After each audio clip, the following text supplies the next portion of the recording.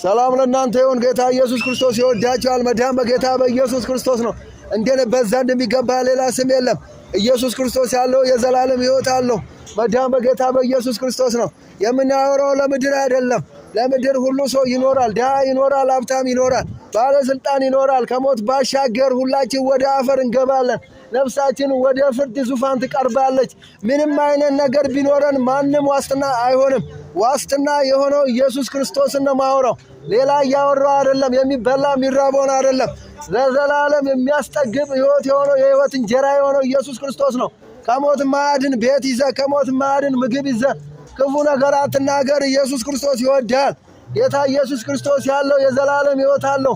ማንም በክርስቶስ ቢያምን የዘላለም ሕይወት እንዲኖረው እንጂ እንዳይጠፋ አንድያ ልጁን እስኪሰጥ ድረስ ዓለሙን የወደደው እግዚአብሔር አባት ነው። ኢየሱስ ክርስቶስ ይወዳችኋል።